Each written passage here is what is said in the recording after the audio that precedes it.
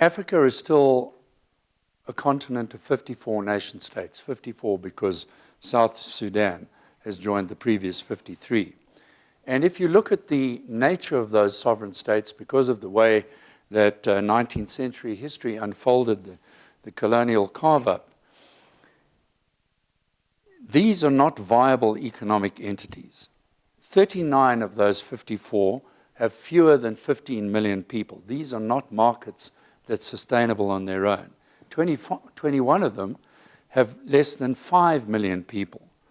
32 have a per capita income of below $500 a year. That's 10% of the world average.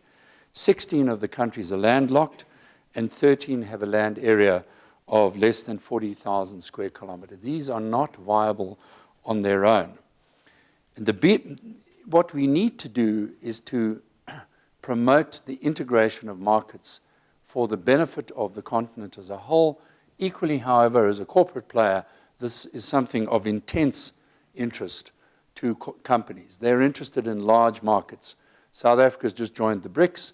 These, however, are all markets much larger than the 50 million that we have domestically. Brazil, 200, India, 1 billion, China, 1.3 billion. These are very, very substantial markets.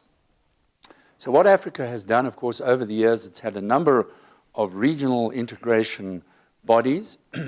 There has been quite a bit of rhetorical commitment to promoting regional integration, but I think it would be fair to say very little political commitment, very little political will. I think this is shifting.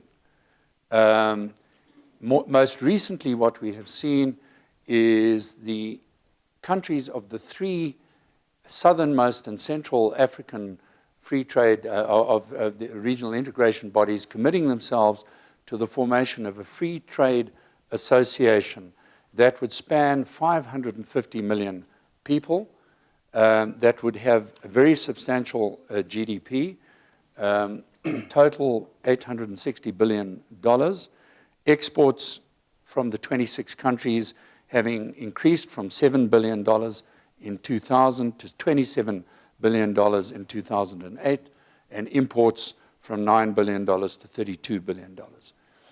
So I think this is something that we need, both as Japan and South Africa, in looking at the way that we will try to promote growth in Africa, to pay very central attention to. And I'll come back to the previous slide. Why is it so imperative that we have regional integration? I've chosen only one slide, and I think it speaks volumes about, as we are currently configured, these nations, sovereign states, are not economically rational, and the cost of moving goods and services is just prohibitive. We cannot run efficient economies, competitive economies, if we have indicators like that. So that simply gives you some of the growth indicators there. What we have to bear in mind, of course, is that building common markets, building regional integration is a long process. Building institutions, as we see from Europe's current travails, is complex and difficult. But there are a number of